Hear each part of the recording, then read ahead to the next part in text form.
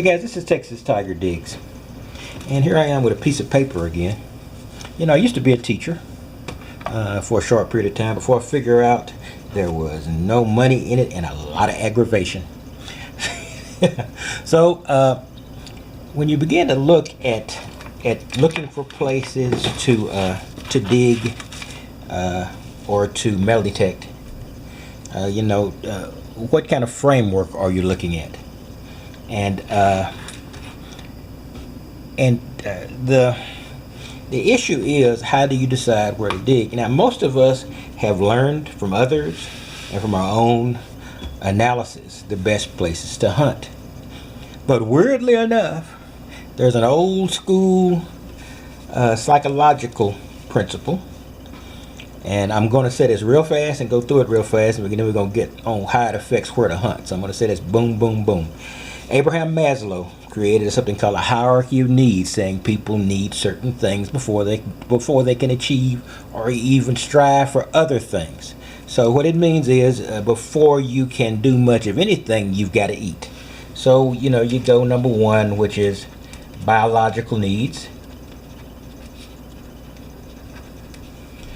and you want to be safe. You want a place that's you're not going to get hurt, and your loved ones are not going to get hurt. Love and belongingness.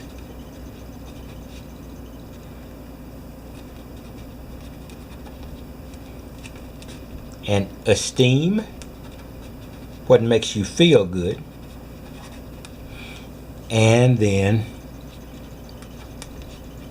This is the really one that drives most people crazy, and they begin to run. But don't run yet, because it will be evident that it does have a meaning, and that's called self-actualization. Okay, biology means you need a place to drink, you need a place to live, you need a place to eat, you need air, food, drink, shelter, warmth. Sex is in that realm, and sleep. Also, it could be down in realm number 3. So, but this is a very, very, very, very rough treatment of humans.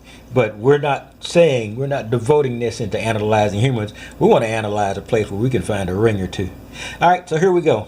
Biological needs. So where do you want to go to detect? You want to go, most of the time, you're going to homes. So you're going to where people eat. If you're in a park, you're going to where there are people. So you also could go to picnic areas. People are eating there. Here's an area that we don't think of, but some people specialize in it. Bathrooms. Privy. There are people who dig privies and found all sorts of treasures in and around privies. Not the best of thoughts, but that's the fact. And as metal detectors, we have got to wonder, people who are going to a restroom and their path there, what are they going to drop on the way?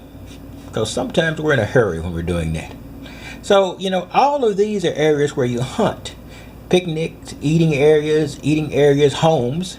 Basically, this even involves relic hunters. All of these involve relic hunters, privy specific especially. So those are areas where you're going to go hunt. Now, there are other things in there. You know what that is. Look it up if you don't know, and he'll give you, air, food, drink, shelter, warmth, sex, sleep. So, so there are a whole realm of things in there and places you can detect. You just need to find out in the area where a need can be fulfilled in this group. Now, safety needs. This is the simplest one of all, and all of us do this. Trees. Shelter of some sort. It could be a home. It could be just an overhanging branches from a tree. It could be just an area that's covered, like in a park, like a pavilion or something. So when it rains or when it's the weather's unpleasant, you got some place to hide from the elements. And around those areas, the trees and the shelter will be places where we hunt quite often.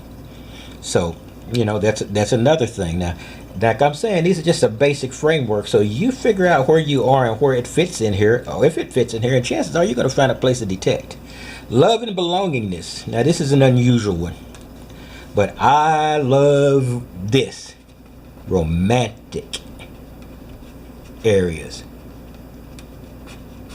In every woods, in every forest, in the right kind of weather, there could be benches, there could be seating, there could be places where a gentleman can fall to his knee and propose.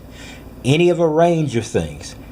Also, look there, because these are people in the height of an emotional situation. They may lose things. Now, we hope they don't lose the ring until after the ceremony. Hopefully never, but we find what's there. Hopefully they keep their rings forever, but that doesn't happen all the time, and we all know that it's out there to be found. And if we find names, or some people even put their phone numbers in their rings, which, since your phone number doesn't vary now, not a bad idea. And if I find a phone number in the ring, I'm going to immediately call somebody. If I find a name, I'm going to make every attempt to find things. So that's something that you need to think about as detectives when you give the ring to your significant other, or alter the ring your significant other currently carries, to make those changes. And now we go to esteem needs and self-actualization. Esteem needs, what makes us feel good? This is the jackpot of all time, because not only does it make us feel good, it is a perfect place to lose things, and that's athletics. I spend most of my time looking for people playing. I'm looking for baseball diamonds and fields. I'm looking for football fields. I'm looking for could be basketball, could be anything else. I'm looking for these areas where people play. Because people play, they lose things, and the act of playing is in itself violent and might cause you to lose things. Also, when you begin to play, you take things off and you lay them to the side, and quite often that's the result of what we find when we hit these areas. And self-actualization, the weirdest word of all, but this, and I'm not saying that this ranks this, I'm just saying this what this guy's getting. We go around churches, old churches, or if we have permissions, I guess you could go around a current church. I wouldn't ever ask a church for permission to detect their yard, but if it's an old church, you might get permission. Anything. I'm not speaking of denomination. I'm not speaking of your particular religious preference. Wherever that people could go, and they go for to talk to the greater being of whatever their choice. Christians, we're speaking to God, but I'm just talking about the areas. I'm not making a religious discussion here. I'm just talking about the areas where you detect. So that's just old churches are good places to detect. I see a lot of relic guys who go out and really hit old churches, because old churches are a source of a lot of material, because it's a meeting place of various people of various financial states, of having various belongings and levels of belongings, and they might lose them there. So that's basically what I'm saying. I'm saying now, I'm not saying that any of this relates to the humanity that you may or may not believe in. I'm just saying that what Abraham Maslow came up with, but I do believe in this biological need, because even churches always said they feed the body then feed the soul. You can't be hungry, and you they get you physically ready for their teachings, whatever religion you are. That's almost a given there. But all of these things are things you need to be. Where would people feel safe where you're detecting? If you're in an area where a lot of people want to go someplace where they're safe, if they're there in strange things, where is a romantic place that allows you to detect? Give it a shot. Athletics, esteem needs. I got to prove I'm better than you, or you got to prove you're better than me. That's pure athletics. Now, this could also be areas of performance, plays, dances, anything along those lines. Those plays and dances could fall between esteem and self-actualization and all those things. So that's basically what I'm saying. So now I can put on the teacher's hat for a little while, but that is biological needs, safety needs, love and belongingness, esteem needs, self-actualization. If you look at any area you go with without the $5 words, and just says, where do people want to eat, sleep, drink, etc.? Where do they feel safe? Where would they look for or find love? And what makes them feel good? What would they be doing out here that makes them feel good? And if it's athletics or action, more the better. And where do they go to commune with whatever they prefer to commune with? In areas where it is legal and right for you to, and you're comfortable detecting. In any case, that's all I've got to say. Yeah, it's been cold, it's been miserable, but I've been out detecting. You probably see the edge of a few of my finds here. I'm keeping them a little bit out of sight so I can have a little bit of mystery later. But it has not been an easy detecting day because cold affects where you detect, how long you detect, and how far you go to detect. And don't let anybody tell you it doesn't. But temperature is rising in Texas again. We were 50 something as a high today, so that's regular November weather for us.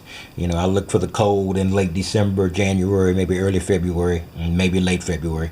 But it's unusual for in 2014 November, that little polar vortex or northern breeze that came through really made us very, very cold.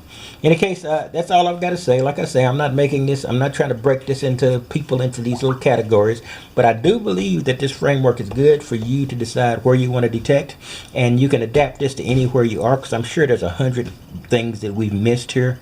And the place where you detect, if you're a relic hunter, or if you're a park hunter, or if you're a permissions hunter at a field, if you can find or fulfill any of these things, you're probably going to find a cache of something.